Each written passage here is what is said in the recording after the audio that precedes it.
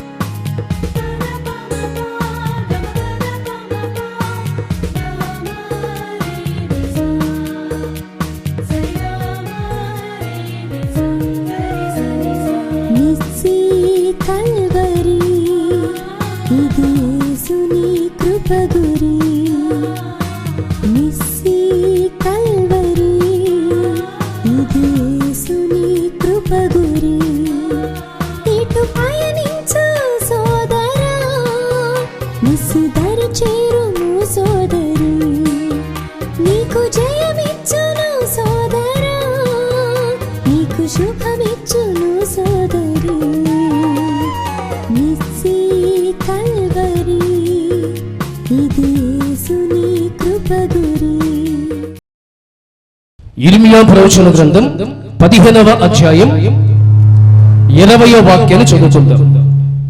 అప్పుడు నిన్ను నీ ప్రజలను పడగొట్టజాలని ఇత్తడి ప్రాకారముగా నేను నియమించదను. నిన్ను రక్షించుటకును నిన్ను విడిపించుటకును నేను నీకు తోడయుందును గనుక వారు నీ మీద యుద్ధము చేయుదురు కానీ నిన్ను జయింపకపోదురని యెహోవా సెలవిచ్చుచున్నాడు. Praise the lord.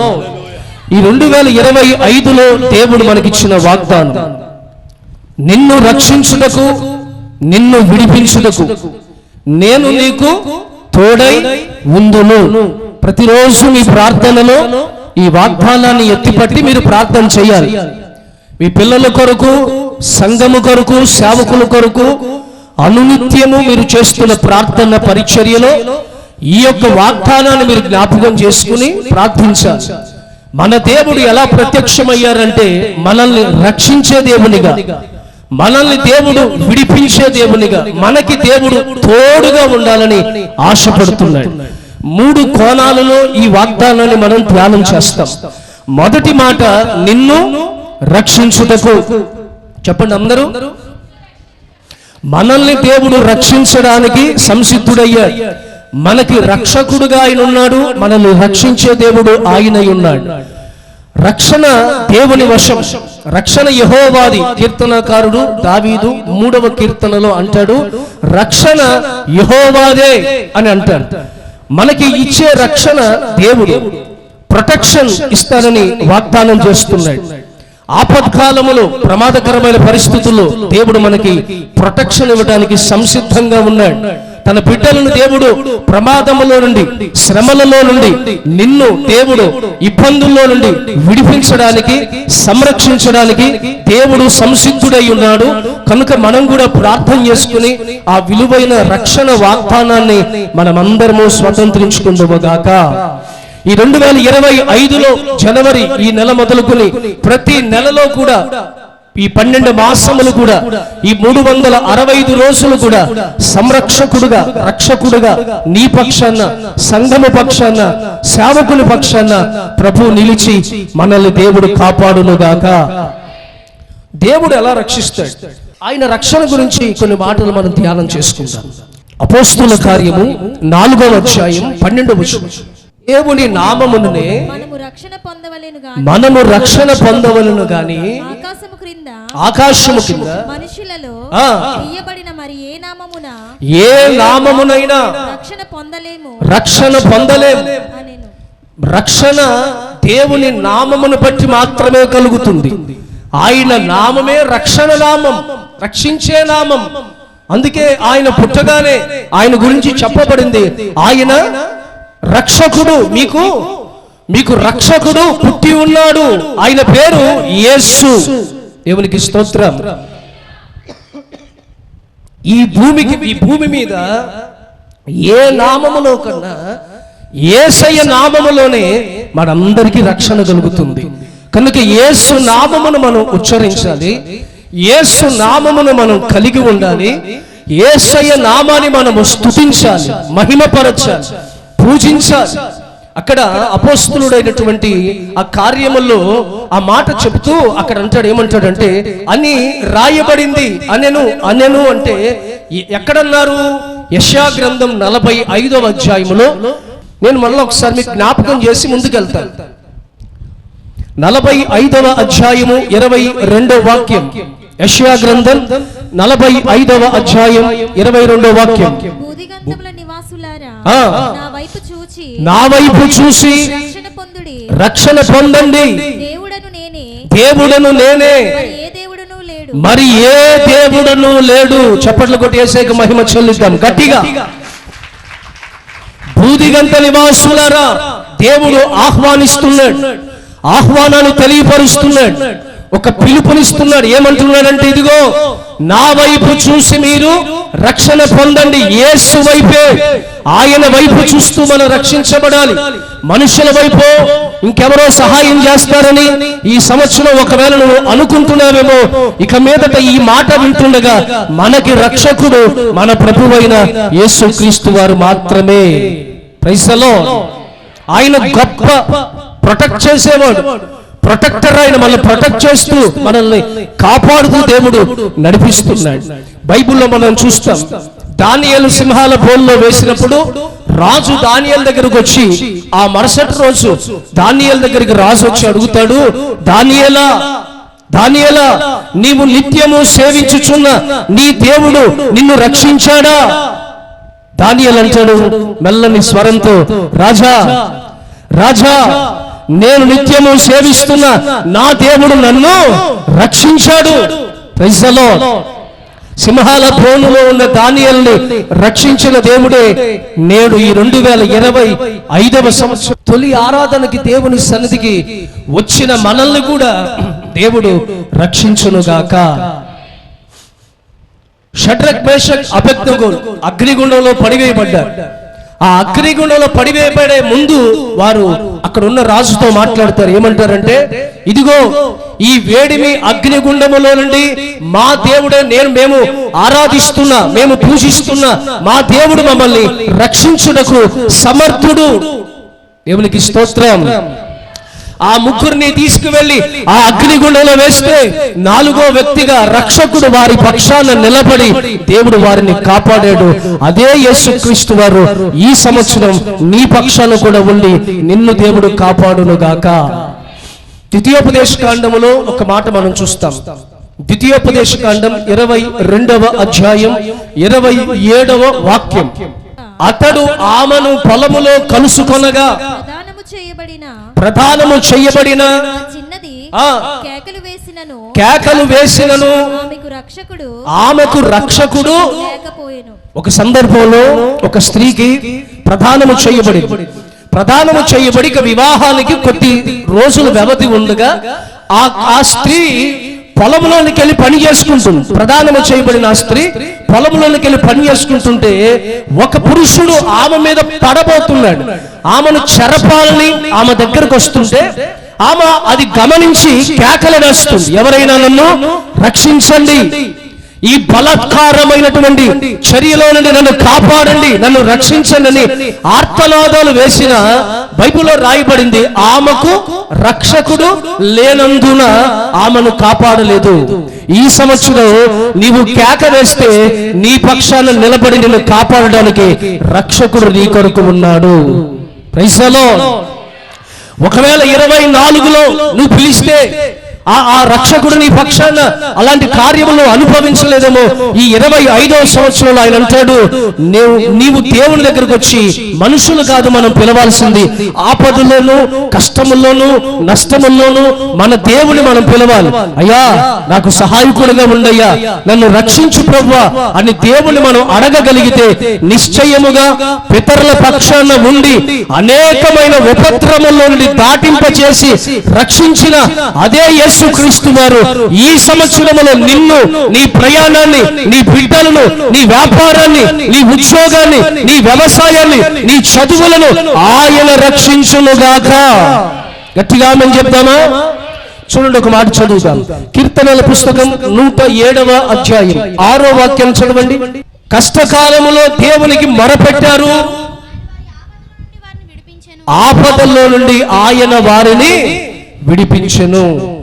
13వ వాక్యం, కష్టకాలమందు యెహోవాకు మొరపెట్టిరి, ఆయన వారి ఆపదల నుండి వారిని విడిపించెను. 19వ వాక్యం, కష్టకాలమందు వారు యెహోవాకు మొరపెట్టిరి. 3 చోట్ల కూడా ఒకే మాట మనకి వినపడుతుంది. మన కష్టాలలో మనల్ని విడిపించేది మన దేవుడు. కష్టకాలంలో వారు ఏం చేశారట? దిక్కులు చూడలేదు.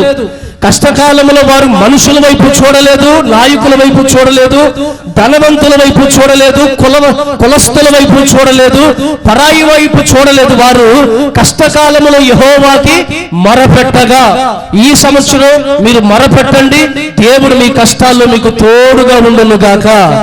మీరు ప్రార్థన చేయండి, దేవుడు మిమ్మల్ని రక్షించును గాక. తెల్లవారుజామున లేచి ప్రార్థించండి. ఈ సంవత్సరం ఉపవాస ప్రార్థనలు చేయండి, వారానికి ఒకసారైనా. ఏమండి, ఆరాధనలో దేవునికి ప్రార్థించండి. మీ కుటుంబం అంతా కలిసి ప్రార్థించండి. ఏకాంతంగా దేవునితో గడుపు. దేవుడు నీ కష్టాలలో నుండి నిన్ను విడిపించును గాక. 91వ కీర్తన 3వ వాక్యాన్ని చదువుతాం. 91వ కీర్తన 3వ వాక్యాన్ని చదువుతాం. వేటగాని ఊరిలో నుండి నిన్ను విడిపించును, నాశనకరమైన తెగుళ్ళు రాకుండా నిన్ను రక్షించును. ఎలా దేవుడు మనల్ని ఈ సంవత్సరం రక్షిస్తాడు? నా మాటలు మీకు అర్థమవుతున్నాయా? వాగ్దానంలో మూడు సందర్భాలు మనం జ్ఞాపకం చేసుకుంటున్నాం. 1 రక్షించుటకు, 2 విడిపించుటకు, 3 తోడై ఉంటాను అని 3 వాగ్దానాలు, 3 అనుభవాలతో ఒక వాగ్దానాన్ని దేవుడు మనకి ఇచ్చాడు. ఎట్లా దేవుడు మనల్ని రక్షిస్తాడంటే, ఆపదల్లో, దానియేలు ఆపదలో ఉన్నాడా? షడ్రక్ మెషక్ అబేద్నెగోలు ఆపదలో ఉన్నారా? దేవుడు వాళ్ళని రక్షించాడు. ఆపదల్లో నుండి రక్షిస్తాడు. అంత మాత్రమే కాదు, కష్టకాలములో నుండి మనల్ని రక్షిస్తాడు. తర్వాత ఇక్కడ రాస్తాడు, నాశనకరమైన తెగుళ్ళు నీకు రాకుండా, ఈ సంవత్సరం తెగుళ్ళు రాకుండా, వ్యాధుల భారం పడకుండా, వ్యాధుల బాధ నీ జీవితంలో రాకుండా దేవుడు నీకు స్వస్థతనిచ్చునుగాక. రక్షణ అంటేనే యేసు రక్తం కదా. ఆ యేసు రక్తములోనే స్వస్థత ఉంది. ఆయనే అన్నాడుగా, నా పంచగాయాల్లో మీకు స్వస్థత కలుగుతుంది. ఆ స్వస్థత, ఆ క్షేమము, ఆ ఆరోగ్యము, ఆ బాగుపరిచే హస్తాన్ని దేవుడు చాపి మనలందరినీ దేవుడు స్వస్థపరచునుగాక. గట్టిగా ఆమేన్ చెప్పండి. నీ శరీర రోగాలు నిన్ను విడిచి వెళ్ళునుగాక. ఈ సంవత్సరం దేవుడు అద్భుతాలు చెయ్యునుగాక. 2వ వాక్యాన్ని, 2వ మాటను చదువుకుందాం. ఇర్మియా ప్రవచన గ్రంథం 1వ అధ్యాయం 8వ వాక్యం. వారికి భయపడకు, నిన్ను విడిపించుటకు నేను నీకు తోడై ఉన్నాను. నేను నీకు తోడై ఉన్నాను. ఆమేన్ చెప్పండి గట్టిగా. నిన్ను విడిపించడానికి దేవుడు మనతో మాట్లాడుతున్నాడు. భయపడకు. దేనికైనా భయపడుతున్నావేమో, నీకు విడుదల కలగబోతుంది. నిన్ను దేవుడు విడిపించబోతున్నాడు. ఎట్లా దేవుడు మనల్ని విడిపిస్తాడు, వేటిలో నుండి దేవుడు మనల్ని విడిపిస్తాడు అనేది కొన్ని మాటలు మీకు నేర్పిస్తాను. ఇర్మియా ప్రవచన గ్రంథంలోనే 39వ అధ్యాయం 17వ వాక్యాన్ని చదువుతాం. ఆ దినమున నేను నిన్ను విడిపించెదను, నీవు భయపడు మనుషుల చేతికి నీవు అప్పగించబడవని యెహోవా సెలవిచ్చుచున్నాడు. Praise the Lord. నీవు ఎవరికైతే భయపడుతున్నావో, ఏ దురాత్మ శక్తులకి భయపడుతున్నావో, ఏ తంత్రాలకి, ఏ మాటలకి భయపడుతున్నావో, నీలో, నీ ఆత్మలో కలగజేస్తున్న భయాన్ని తొలగించడానికి ఆయన అభయ హస్తాన్ని చాపి ఈ శుభవేళ నీతో వాగ్దానం చేస్తున్నాడు, నేను నిన్ను విడిపించదను. Praise the lord. దావీదు తన సాక్ష్యాన్ని చెప్తున్నాడు. దావీదు తన సాక్ష్యాన్ని 1 సమూయేలు పుస్తకములో 17వ అధ్యాయం 37వ వాక్యంలో ఒక సాక్ష్యాన్ని చెప్తున్నాడు. ఆ మాట ఒకసారి చూద్దాం. సింహముల యొక్క బలము నుండి, ఎలుగుబంటి యొక్క బలము యొక్క నన్ను రక్షించి ఈ ఫిలిష్తీయుల చేతుల్లో నుండి కూడా నన్ను విడిపించునని దేవునికి స్తోత్రం. ఏమండి, దావీదు సాక్ష్యం ఇస్తున్నాడు. ఏమని అంటున్నాడు తెలుసండి? సౌలు దగ్గర అంటున్నాడు, అయ్యా, నేను నా యొక్క గొర్రెలు మేపుకుంటున్నప్పుడు నన్ను దేవుడు సింహాల నోటి నుండి నన్ను రక్షించాడు. ఎలుగుబండి నా మీద, నా గొర్రెను తీసుకుని వెళ్తుంటే ఎలుగుబండి చేతిలో నుండి కూడా దేవుడు నన్ను విడిపించాడు. నన్ను రక్షించి నన్ను విడిపించిన దేవుడు నాకు తోడై ఉన్నాడు. Praise the Lord. ఈ రోజున అలాంటి శ్రమలు, అలాంటి శోధనలు, సింహము లాంటి అలాంటి ఇబ్బందులు, ఎలుగుబండి లాంటి అలాంటి ప్రమాదకరమైన ఇబ్బందులు నీ మీద పడుతుండగా దేవుడు అంటున్నాడు, నేను నిన్ను విడిపిస్తాను, భయపడద్దు, నేను నీకు తోడుగా ఉన్నా, నీ కుటుంబాన్ని నేను విడిపిస్తానని దేవుడు వాగ్దానం చేస్తున్నాడు. చూడండి, ఇంకొక మాట కూడా చదువుదాం. కీర్తనల పుస్తకం 146వ కీర్తనలో 7వ వాక్యాన్ని చదువుదాం. బాధపరుచు వారికి ఆయన న్యాయము తీర్చును, ఆకలిగొనిన వారికి ఆహారము దయచేయును. యెహోవా బంధించబడిన వారిని విడుదల చెయ్యను. ఆమేన్ చెప్పండి గట్టిగా. బంధించబడిన వారిని విడిపిస్తాడు. ఎవరిని విడిపిస్తున్నాడు ఆయన? బంధకాల్లో ఉన్న వారిని. పై మాట అంటాడు, బాధపరచబడు వారికి న్యాయము తీర్చువాడు ఆయనే. Praise the lord. 2024లో దేని విషయంలో నువ్వు బాధించబడ్డావో ఈ 25వ సంవత్సరంలో ఆయన నీకు న్యాయము తీర్చునుగాక. ఆయన నీకు నీ ఆకలి తీర్చువానిగాను ఉంచబడినటువంటి నిన్ను దేవుడు విడిపించుటకు సంసిద్ధుడై ఉన్నాడు. దేవునికి స్తోత్రం. ఇంకొక మాట, అపోస్తలుల కార్యములు 8వ అధ్యాయం 23వ వాక్యం చదువుతాం. నీవు ఘోర దుష్టత్వములో నుండి దుర్నీతి బంధకములో ఉన్నట్లుగా నాకు కనబడుచున్నదని చెప్పాను. Praise the Lord. ఎక్కడ దుర్నీతి బంధకాల్లో బంధించబడి దుర్నీతిలో కొట్టిమిట్టలాడుతున్న వారిని విడిపించడానికి దేవుడు సిద్ధమై ఉన్నాడు. విడుదల కలిగించాలని దేవుడు ఆశపడుతున్నాడు. దేవునికి స్తోత్రం. కీర్తనలో కూడా మనందరికీ సుపరిచితమైనటువంటి కీర్తన 91వ కీర్తనలో కూడా 15వ వాక్యాన్ని చదువుదాం. 91వ కీర్తన 15వ వాక్యం చదువుదాం. నేను అతనికి ఉత్తరమిచ్చేదను, శ్రమలలో నేను అతనికి తోడై ఉంటాను, అతన్ని విడిపించి అతనిని గొప్ప చేసేదను. విడిపించి ఏం చేయబోతున్నాడంటే గొప్పగా దేవుడు నిన్ను చేయబోతున్నాడు. నిన్ను ఇంకా ఎదగనివ్వకుండా ఏవేవో కట్ల మధ్యలో నువ్వు కట్టబడ్డావు. ఈ 25వ సంవత్సరంలో ఆయన అంటున్నాడు, నేను నిన్ను గొప్ప చేయడం ప్రారంభిస్తాను. మన సంఘాన్ని దేవుడు గొప్ప చేయనుగాక, నీ కుటుంబాన్ని దేవుడు గొప్ప చేయనుగాక, నీ ఉంటున్న స్థలములో నీ పేరు గొప్పగా మార్చబడునుగాక. అలా దేవుడు మనందరినీ విడిపించి గొప్ప చేయనుగాక. Praise the lord. దేవుని బిడ్డలారా, మరొక మాట, యోబు 33వ అధ్యాయములో 24వ వాక్యంలో ఒక మాట చెప్తున్నారు. యోబు గ్రంథకర్త 33వ అధ్యాయము 24వ వాక్యాన్ని చదువుతాం. దేవుడు వారి యందు కరుణ చూపి పాతాళములోనికి దిగి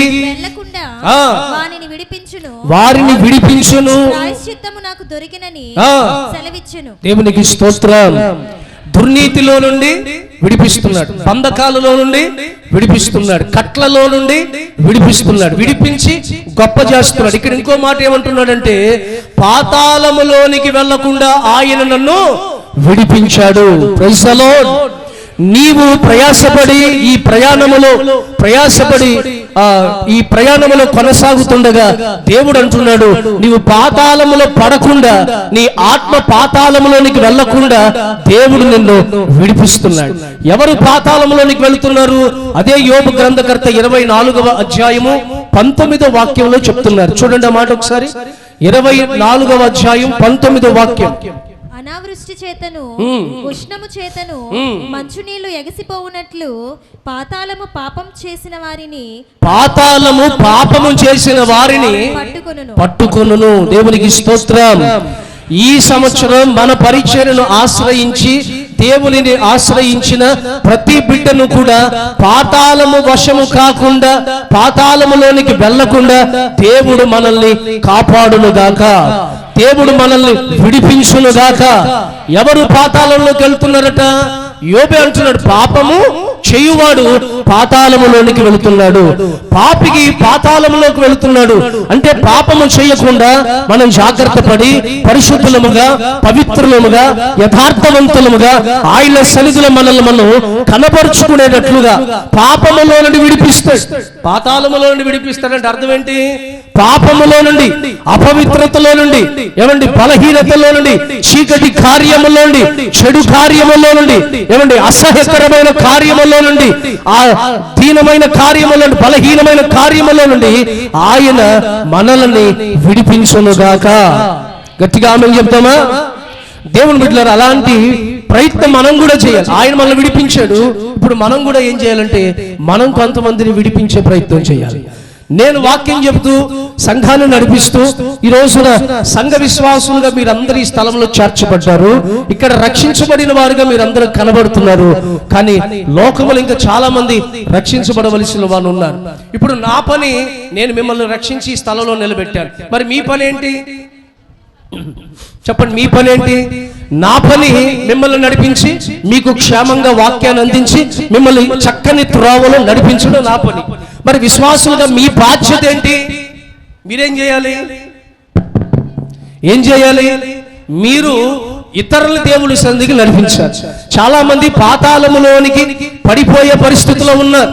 వారి ఆత్మీయ జీవితం పాతాళ వశం కాబోతుంది.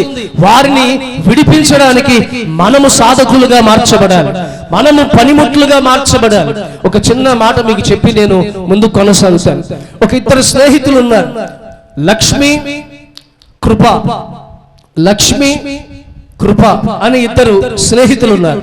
వీళ్ళిద్దరూ కూడా హాస్టల్లో చదువుకుంటున్నారు.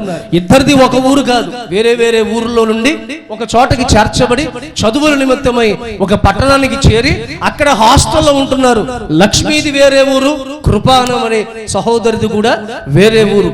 కృప అనే అనగానే మనకు అర్థమయ్యేది ఏంటంటే ఈమె క్రైస్తవరాలు, ప్రార్థనకి వెళ్ళే వ్యక్తి, దేవుని సన్నిధిలో గడిపే వ్యక్తి, దేవుని ఆరాధించే వ్యక్తి, దేవుని నమ్ముకున్న వ్యక్తి అని అర్థమవుతుంది.